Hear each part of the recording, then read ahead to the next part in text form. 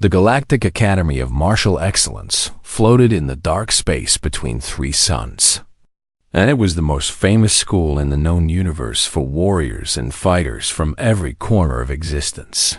Species from 1,000 different worlds sent their best young fighters to this place, hoping they would learn, grow, and bring honor back to their home planets. The Academy had a system that everyone followed without question.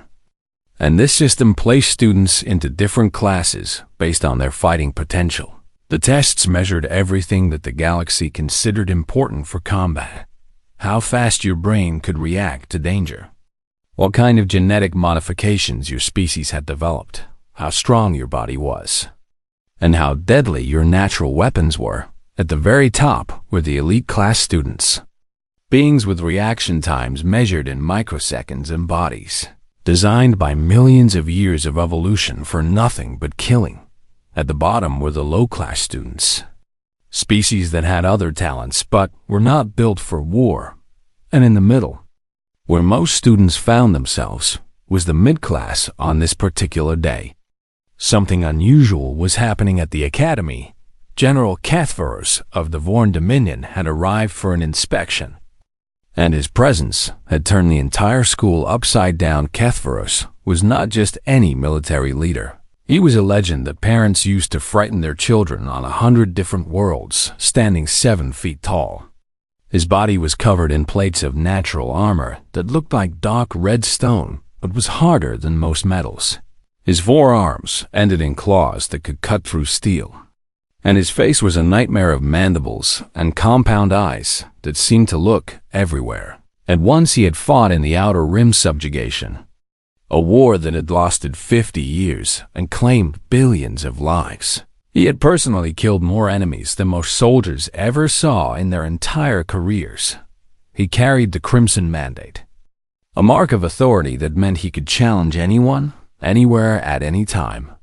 And they could not refuse without bringing shame to their entire species. When Kethvaros walked into the main training hall, every student in the room felt it.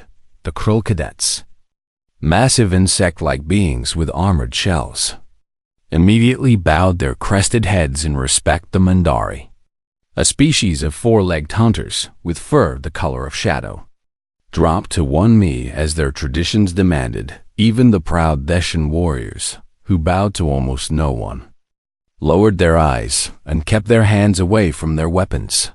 The general walked slowly between the rows of students, his heavy footsteps echoing in the sudden silence. His compound eyes moved constantly, studying each young warrior, measuring them, judging them. Most of them would never be worth his attention, and he made sure they knew it with every dismissive glance. Then his eyes found something that made him stop in the third row. Among the mid-class students sat a human girl. She was small by almost any standard, with dark hair pulled back from her face and skin the color of light brown earth. She wore the simple gray uniform of a mid-class student, and there was nothing about her that stood out. Nothing, except for one thing. She was reading something on her tablet, and she had not looked up when he entered. She had not bowed. She had not shown any sign that she knew he was there at all. Kethvaros felt something that he had not felt in a very long time. Confusion mixed with anger. He knew about humans. Everyone in the galaxy had heard about Earth's recent admission to the Galactic Compact, the alliance of spacefaring species that controlled most of known space. Reports said that humans came from a small blue planet in an unremarkable solar system. They had no natural weapons worth mentioning. They had no armor, no claws, no venom, no special abilities that made them dangerous. Their reaction times were average at best. Most importantly, they had not fought a real war among themselves in over 200 years. The galaxy considered them a species of diplomats and artists, useful for negotiating trade deals and creating entertainment, but nothing more. The idea that one of them would ignore him. Kethvaros, the greatest warrior of the Vorn Dominion, was either the most foolish thing he had ever seen or an insult that demanded immediate response. He decided it was an insult. The general changed direction and walked straight toward the human girl, his heavy body making the floor shake slightly with each step. Students scrambled to get out of his way, pressing themselves against walls and each other to avoid being in his path. Still, the human did not look up. She turned a page on her tablet, her eyes moving across whatever she was reading with calm focus. Kethvaros stopped directly in front of her, his massive shadow falling over her small form like a dark cloud covering a single flower. The Vorn general's voice was designed by millions of years of evolution to trigger fear responses in almost every known neural architecture when he spoke. Lesser beings felt their bodies flood with chemicals that screamed at them to run, to hide, to submit. He boomed, the sound filling the entire hall and making several students flinch. Human.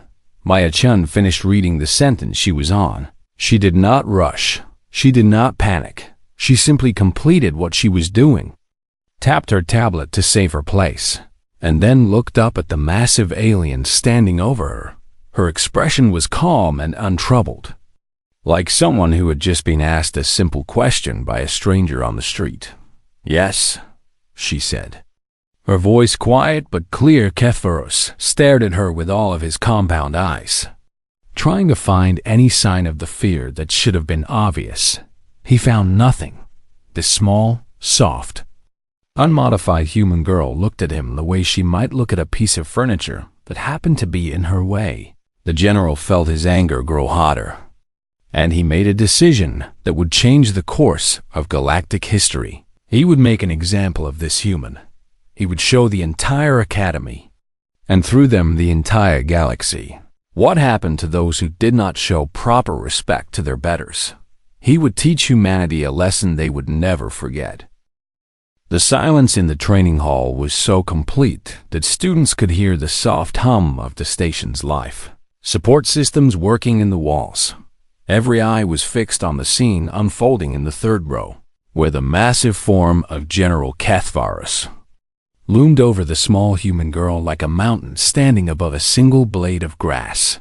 The general's mandibles clicked together in a pattern that those familiar with Vorn body language recognized as barely controlled fury. No one had ever ignored him like this, and certainly no one from a species as weak and insignificant as humans. "I challenge you," Kethvaros said, his voice dropping to a lower register that somehow made it even more threatening. To a display bout in the grand arena. A gasp rippled through the assembled students. Several of the faculty members, who had been watching from the edges of the room, stepped forward as if to object, then stopped when the general's compound eyes swept toward them with clear warning. A display bout was not a simple sparring match among the Vorn. Display bouts were how warriors proved their dominance over lesser beings. They rarely ended without serious injury, and sometimes they ended with death. The challenged party could not refuse without bringing shame upon their entire species, a shame that would echo through diplomatic channels and trade negotiations for generations. By challenging a mid-class human student, General Kethvaros was sending a message to the entire galaxy. Earth was nothing. Humans were nothing, and the Vorn Dominion would remind everyone of that fact. Furthermore, the general continued, his voice carrying to every corner of the hall. "If you refuse this challenge, your species forfeits its claim to representation in the combat accords." Now the gasps turned to shocked murmurs. The combat accords were the agreements that governed how species could use military force against each other. Without representation in those agreements, Earth would have no voice in matters of galactic security. Other species could make decisions about human space, human colonies, and human lives without any human input at all. It was political destruction disguised as a simple fight. The human girl, Maya Shun, looked up at the general with those calm, dark eyes that had not shown a single flicker of fear since he first approached her. She seemed to be thinking about something, but not in the panicked way of someone trying to find a way out of an impossible situation. It was more like someone deciding what to have for lunch. "Or," she said finally, her voice still quiet and unbothered, When the word hung in the air like a physical thing, Kethvaros found himself unable to respond immediately, which had not happened to him in longer than he could remember. This was wrong. Everything about this was wrong. He had spent his entire life studying prey, and he knew how prey responded to threats. They trembled, they bargained, they begged. They showed their bellies and their throats in submission. They did not shrug and ask for scheduling details. Tomorrow, the general finally managed to say, at the 4th hour after station dawn. "Okay," Maya said, and then she looked back down at her tablet as if the conversation was over. Kethvaros stood there for a long moment, his mandibles working silently as he tried to process what had just happened. Then he turned and stalked out of the training hall, his heavy footsteps echoing with a fury that made students press themselves against the walls as he passed. The moment he was gone, the hall erupted into chaos. Students rushed toward Maya from every direction, some offering sympathy, others asking if she understood what she had just agreed to, and a few simply staring at her as if she had grown a second head. A tall Deshan warrior named Vela pushed through the crowd and grabbed Maya by the shoulders. Vela was Maya's roommate, a purple-skinned woman with 4 eyes and a warrior's build, who had come to consider the quiet human girl a friend over the past several months. "Are you insane?" Vela demanded, her 4 eyes wide with disbelief. "Do you know who that was?" "General Kethvaros," Maya said calmly. "Vorn Dominion, veteran of the Outer Rim subjugation, holder of the Crimson Mandate, considered one of the most dangerous individual combatants in the known galaxy." "Then why did you accept?" Maya tilted her head slightly. A gesture that Viola had learned meant she was genuinely puzzled by the question. "He challenged me," Maya said, as if that explained everything. "What else was I supposed to do?" "Refuse," Viola said desperately. "Claim illness. Claim religious exemption. Claim anything that would get you out of this without having to fight him. But then Earth would lose its representation in the combat accords. Earth can negotiate new representation later. You cannot negotiate being dead." Maya considered this for a moment, then shook her head. "It will be fine," she said with a certainty that made no sense given the situation. The news spread across the academy within minutes, and across the galaxy within hours. Betting pools opened immediately, and the odds against Maya were so high that most services refused to even take bets on a Vorn victory because there was no point.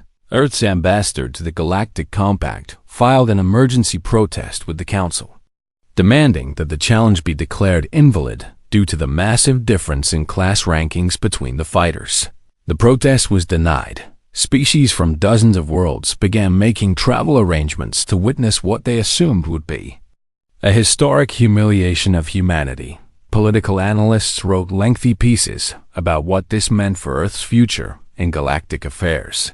Military experts gave interviews explaining in detail exactly how General Kethvaros would likely defeat his opponent, with most predicting the fight would last less than 30 seconds. And through all of it, Maya Chen went back to her quarters, finished reading the chapter she had been working on, and went to sleep at her usual time. Vila watched her roommate's peaceful face in the dim light of their shared room, and she felt something she could not quite name. It might have been fear for her friend, but somewhere deep inside, in a place she did not fully understand, it might have been the first tiny seed of something else, something that wondered if maybe, just maybe, there was more to this quiet human girl than anyone in the galaxy had guessed. The night before the bout, Vala could not sleep. She lay in her bed and watched Maya, who was sitting cross-legged on the floor of their small room with her eyes closed and her breathing slow and steady. The human had been doing this for over an hour, just sitting there in complete stillness, not moving, barely even seeming to breathe. "What are you doing?" Vala finally asked. Unable to keep quiet any longer, Maya opened her eyes, and for just a moment, Vala saw something in them that she had never noticed before. There was a depth there, a stillness that went deeper than the surface calm Maya always showed.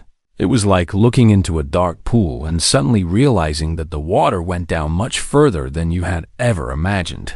Preparing. Maya said simply, preparing how? Should you not be training, practicing your fighting moves? Doing something physical? Maya smiled. And it was a strange smile that made Vela's warrior instincts tingle with an unfamiliar sensation. The physical part is not what matters. Maya said, the body does what the mind tells it to do, and I have been training my mind since I was 4 years old. Vela sat up in her bed, her 4 eyes focusing intently on her roommate. I do not understand you, she admitted. Any other being in the galaxy would be terrified right now. And you are sitting there like you are about to take a pleasant walk through a garden. Would being terrified help me win? No, but it would be normal. Maya uncrossed her legs and turned to face Vela fully. There was something in her expression that suggested she was making a decision, choosing to share something that she normally kept hidden. Vela, what do you know about Earth? The Theshan shrugged her broad shoulders. It is a small planet with mild weather. No major predators, and a species that spent most of its history fighting itself before settling into peace. Your people are known for being good at talking and making art, not for being warriors. That is what the galaxy believes, Maya said, and it is wrong. She pulled her tablet from beside her bed and tapped the screen a few times before turning it so Vela could see. The screen showed images that Vala had never seen before, a massive creature with gray skin and long tusks, towering over a group of small humans who were attacking it with nothing but sharpened sticks. A human running across an open plain, chasing some 4-legged animal, running and running and running for hours until the animal collapsed from exhaustion. Warriors in strange armor fighting with curved swords, their movements so fast and precise that Vela's trained eyes could barely follow them. People in padded uniforms throwing each other to the ground, twisting limbs, choking each other unconscious. 2 humans in a roped square, hitting each other with their bare hands until one could no longer stand. Earth is what the galaxy calls a death world, Maya said quietly. Our planet tried to kill us in every way possible. Through ice ages that covered half the world in frozen death, through plagues that wiped out half our population, through predators with teeth and claws and venom, through famines and floods and fires. She swiped to another image, showing a human climbing a mountain so tall that its peak was covered in clouds and ice. We survived all of it, not because we were the strongest or the fastest or the most heavily armored, but because we refused to stop. We kept going when any sensible species would have given up. We adapted, we learned, we improved. Vela stared at the images, her understanding of humans shifting with every new picture. But your people have no genetic modifications, she said. The Academy's tests showed that you are completely unmodified baseline humans. That is correct, Maya said. And that is the part the galaxy does not understand. She set the tablet down and met Vela's 4 eyes with her too. We choose not to modify ourselves, not because we cannot, but because we do not need to, and because modification would take away what makes us dangerous. I do not follow. Maya stood up in one smooth motion, and Vela noticed for the first time how controlled every movement was, how nothing was wasted. How even standing up was performed with a precision that spoke of thousands of hours of practice. The galaxy measures combat potential by looking at reaction times and genetic enhancements, Maya said. But those measurements are meaningless for humans because we have only ever tested ourselves against each other. She began to move through a series of poses, her body flowing from one position to another like water finding its path down a mountain. When I was 4 years old, my grandmother began teaching me a fighting art that is over 2,000 years old. I practiced for 4 hours every day before school and 4 hours every day after school. On weekends, I practiced for 12 hours. I did this for 13 years without stopping. Vela did some quick mental math and felt her eyes widen. That is over 20,000 hours of training. 23,412 hours, Maya said, still moving through her forms. And that is just in one style. I have also studied 6 other fighting arts, along with weapons training, meditation, pain management, and body control. She stopped moving and turned to face Vela. General Kethvaros has natural armor, 4 arms, claws that can cut steel, and reaction times that are considered elite by galactic standards. But he has never faced an opponent like me. Why not? Maya's smile returned. And this time, Vela recognized the expression. It was the smile of a predator, because humans do not show what we are. We learned long ago that the most dangerous thing in the universe is another human. We learned to hide our killing intent so well that we forgot we were hiding it. The general looked at me and saw a small, soft, helpless girl who was too stupid to be afraid. She walked to the window and looked out at the stars. He was wrong about almost everything. But he was right about one thing. I was not afraid. Why not? Maya turned back to her roommate. And Vela saw the truth in her eyes at last, because I was never in any danger. The general is strong and fast and experienced, but he is also predictable. His species evolved to dominate through obvious displays of power. When he challenged me, he told me everything I needed to know about how he fights and how he thinks. She returned to her sitting position on the floor and closed her eyes. Now please let me finish preparing. Tomorrow I have to teach a lesson to the galaxy, and I want to make sure they remember it. Vela lay back in her bed, but she did not sleep for a long time. She kept thinking about those images on Maya's tablet, about the humans who had hunted animals to exhaustion, who had climbed impossible mountains, who had developed 1,000 different ways to hurt each other and then practiced those ways for thousands of hours. And she began to wonder if maybe the galaxy had made a very serious mistake in thinking that humanity was harmless. The grand arena of the Galactic Academy was the largest enclosed space on the station. A massive dome that could seat 50,000 spectators from dozens of different species on this day. Every seat was filled. Representatives from 40 different civilizations had traveled across the stars to witness what they believed would be humanity's greatest humiliation. The Vorn Dominion had sent a delegation of their highest-ranking officials, who sat in a special box decorated with the crimson banners of their empire.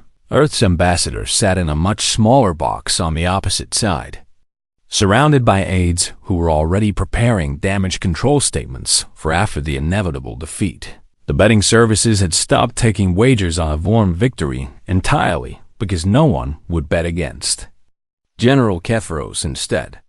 The betting had shifted to how long the fight would last, with most predictions falling between 15 and 45 seconds when General Kethvaros entered the arena. The crowd erupted in cheers and roars and clicking sounds that represented approval from 100 different species. He wore ceremonial armor that had been polished until it gleamed under the arena lights. And he carried weapons that had been passed down through his family for generations. A curved blade in each of his 4 hands, edges sharp enough to cut through starship hull plating. He walked to the center of the sand-covered fighting floor and raised all 4 arms in triumph. As if the fight was already over, the crowd's noise doubled in volume. Then Maya Chun walked out from the opposite entrance, and the arena fell silent. She wore plain gray training clothes, the same ones she might wear to any ordinary practice session. She carried no weapons. She wore no armor. She looked small and fragile and utterly out of place, like a child who had wandered into a war. Zoned by mistake, whispers began to spread through the crowd as she walked calmly to the center of the arena and stopped about 10 meters from the general. Some of the spectators were confused by her lack of equipment. Others were already feeling sorry for a few, mostly the Veshans who had heard rumors from the academy, watched with expressions that were harder to read. The arena's master of ceremonies, a being made of living crystal who could project sound to every corner of the dome, announced the rules of the bout. First to yield, first to fall unconscious, or first to die would be the loser. There were no other rules. Ketferos clicked his mandibles in what passed for a Vorn smile. "Little human," he said, his voice amplified so everyone could hear. "I will give you one chance to yield before we begin. Kneel and admit that your species is inferior, and I will let you live." Maya tilted her head slightly, considering the offer with the same calm expression she had shown since the beginning. "No thank you," she said. The signal to begin sounded, a deep tone that resonated through the arena floor. Ketferos launched himself forward with a speed that made many spectators gasp. His four blades moved in a pattern designed to cut off every possible escape route, a technique that had ended the lives of over 100 opponents in his long career. He crossed the 10 meters between them in less than a second, his blades converging on the spot where the human girl stood. But when the blades arrived, Maya was not there. She had stepped to the side with a movement so small, so economical, that most observers did not even see it happen. One moment she was in front of the general. The next moment she was beside him. Her hand touched his forward arm as he passed. Just a gentle brush of fingers against chitin. And something shifted. Ketferos hit the sand hard, his momentum carrying him into a rolling tumble that scattered sand in every direction. The arena went completely silent. The general scrambled to his feet, his compound eyes scanning for the human girl, expecting her to be pressing the attack. But Maya was standing exactly where she had been at the start of the bout. Her hands relaxed at her sides, her breathing calm, and even she had not followed up. She had not attacked. She had simply moved him and then returned to waiting. Ketferos felt something that he had not experienced in decades. Confusion. His combat systems, the genetically enhanced prediction algorithms that were wired directly into his brain, had not registered her movement as a threat response. It had looked like nothing. It felt like nothing. And yet, here he was, picking himself up from the sand while his opponent stood untouched. He attacked again, faster this time, using all four arms in a different pattern, coming from multiple angles at once. Maya stepped aside. Her hand brushed his arm. He hit the sand again, this time when he rose. There were cracks in his natural armor where he had impacted the ground. The crowd had begun to make sounds again, but they were not cheers. They were murmurs of confusion and disbelief. 3 more times. Ketferos attacked with everything he had 3 more times. Maya redirected him with touches so light, they barely seemed to make contact. 3 more times.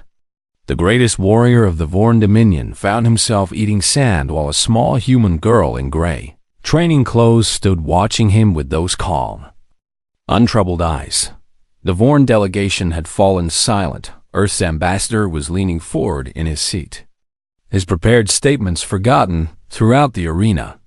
Beings who had come to witness human humiliation were instead witnessing something they could not explain. This was not a fight. It was a lesson. The human was teaching General Ketferos that everything he knew about combat was incomplete after the 7th fall. Ketferos stayed on one knee for a long moment. His armor was cracked in multiple places. His internal combat systems were flashing warnings he had never seen before, errors that had no explanation. His body was not seriously injured, but something else was breaking. His understanding of how the universe worked was crumbling with every touch of those small human hands. "What are you?" he finally rasped, looking up at Maya with something that might have been fear in his compound eyes. Maya walked toward him slowly, her footsteps making no sound in the sand. Every spectator in the arena held their breath, waiting to see what would happen next. This was the moment when the human would reveal her secret, would show whatever hidden technology or genetic modification or alien power had allowed her to do the impossible. Instead, Maya stopped in front of the kneeling general and extended her hand. "The bout is over," she said quietly. "You have fallen 7 times by the traditions of both our peoples. You have lost." Kethvaros stared at her hand for a long moment. Then, slowly, he reached out with one of his own and let her help him to his feet. The arena exploded into chaos. But neither of them seemed to notice. They stood facing each other in the center of the sand. The massive alien warrior and the small human girl. And something passed between them that the watching millions would spend years trying to understand. The arena had fallen into a strange silence after the initial explosion of confusion. 50,000 beings from dozens of species sat waiting, needing an explanation for what they had just witnessed. Maya-chan looked around at the assembled crowd, at the cameras that were broadcasting to billions of viewers across the galaxy, at the faces of creatures who had been so certain of human weakness just moments ago. She took a breath and began to speak, a voice amplified by the arena systems so that everyone could hear on Earth. She said, "We have a saying that goes like this: the nail that sticks up gets hammered down." She paused, letting the translation systems catch up for species that needed extra processing time. For most of human history, the most dangerous thing on our planet was not the predators with teeth and claws. It was not the weather or the diseases or the natural disasters. It was other humans. She gestured at General Kethvaros, who stood beside her with an expression that those who knew Vorm body language would recognize as deep shock. "Your people evolved to dominate through display. You show your armor and your weapons and your size. You make loud sounds and threatening gestures. And the weaker creatures submit because they can see that fighting would mean their death." Maya shook her head slowly. "Humans did not evolve that way. On our world, being too aggressive, too obvious, too threatening did not make you safe. It made you a target, so we learned to be quiet, to watch, to wait." She turned in a slow circle, addressing the entire arena. "Every species here looks at humans and sees what we want them to see. They see small bodies without natural weapons. They see average reaction times and no genetic modifications. They see a peaceful people who have not fought a real war in 200 years. Her voice dropped lower, but the amplification carried it to every corner of the dome. "They do not see what we actually are." She pointed at the Krill delegation, massive insect warriors who had conquered a dozen worlds. "Your species measures threat by size and armor thickness." She pointed at the Mendari, the shadow-furred hunters who were considered some of the most dangerous trackers in the galaxy. "Your species measures threat by speed and sensory ability." She pointed at the Vorn delegation, who had not moved since their champion fell for the first time. "Your species measures threat by display, by how loud the challenge is issued, by how frightening the threat appears." Maya lowered her hand. "Humans do not display. We do not threaten. We do not challenge. We simply wait and watch and learn, and then, when it is necessary, we respond." She looked at General Kethvaros. The general looked at me and saw a girl who did not react to his challenge.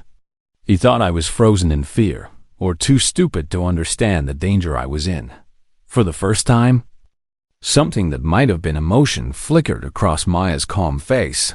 I did not react because there was nothing to react to. His display, his noise, his threats. None of it required a response. He was not a danger to me. He was just loud. A ripple went through the crowd as the implications of her words began to sink in. "I have been practicing martial arts since I was 4 years old," Maya continued. 12 hours a day on weekends, 4 hours a day during the school week. For 13 years without stopping, that is over 23,000 hours of training in how to redirect force, how to use an opponent's strength against them, how to remain calm when everything around me is chaos. She turned to face the camera drones that hovered nearby. knowing that her words would reach every corner of civilized space. The galaxy thinks humans are harmless because we are peaceful. But you have the cause and effect reversed. We are peaceful because we learned that we are too dangerous to be anything else. We spent thousands of years killing each other in every way imaginable. We developed weapons that could end all life on our planet. And then we chose to put them away, not because we were weak, but because we were strong enough to make that choice. General Kethvaros finally spoke, his voice rough and uncertain in a way that none of his subordinates had ever heard. I have fought for over a century. I have faced every warrior species in the galaxy. I have never been so completely outmatched. He looked at Maya with his compound eyes, and there was something new in his expression. Respect. You did not fight me, he said. You simply moved, and I defeated myself. Maya nodded. That is the core of what I was taught. The best victory is the one where no one has to die. I did not want to hurt you, General. I only wanted to show you, and through you the galaxy, that humans are not what you think we are. She bowed slightly, a gesture of respect that her grandmother had taught her before she could walk. We are not sheep who have wandered into the wolves' den. We are wolves who learned to wear sheep's clothing so well that we forgot we were wearing it. But make no mistake, we remember what we are when we need to. The arena remained silent as Maya turned and walked toward the exit before she reached it. A sound began in the Deshan section of the crowd. Vela was on her feet, her four hands coming together in the warrior's salute that Deshans reserved for those who had proven themselves beyond any doubt. Other Deshans joined her, then other species, within moments. The entire arena was making whatever sounds or gestures their cultures used to show. Respect for a true warrior, Maya paused at the exit and looked back one last time. Earth accepts our place in the combat accords, she said, her voice carrying over the noise, and we hope that we will never have to demonstrate again why we deserve that place. Then she was gone, walking back into the corridors of the academy as if nothing unusual had happened. The footage of the bout spread across the galaxy within hours. Earth's admission to the combat accords was finalized the following week, not as a provisional member, but as a founding tier species. The Galactic Compact's Council quietly upgraded humanity's threat assessment from minimal to a new category they had to create specifically for the occasion. Undefined potential. General Kethvaros retired from active service 3 months later. In his final interview, he spoke of the human girl with something that sounded almost like reverence. I spent my entire life believing that combat was about power and speed and genetic superiority, he said. The human showed me that I understood nothing. Combat is about will. And her species has been sharpening their will against themselves for 100,000 years. We thought they were harmless because they were peaceful. We were wrong. They are peaceful because they are the most dangerous species any of us have ever met. And they know it. Maya Chun graduated from the academy with mid-class honors. Despite multiple offers to reassess her ranking, when asked why she did not request an upgrade to elite class, she simply shrugged. The rankings do not matter, she said. They never did. She transferred to the diplomatic corps the following year. Her career was quiet, efficient, and remarkably successful. Conflicts she helped to mediate had a tendency to resolve peacefully, often much faster than anyone expected. Those who worked with her noticed that hostile parties seemed to become much more cooperative after spending time in her presence. Though no one could quite explain why, perhaps it was because she listened carefully and spoke thoughtfully. Perhaps it was because she always seemed to know exactly what to say to diffuse tension, or perhaps it was because somewhere deep down, in whatever part of their brain handled survival instincts, they could sense what she really was: a predator who had chosen peace and could choose differently at any moment. No one ever challenged her twice, and slowly, over the years that followed, The galaxy learned a new truth that they would never forget. Humanity was not weak. Humanity was not harmless. Humanity was simply patient and kind and very, very good at waiting. And that was far more terrifying than any display of force could ever be.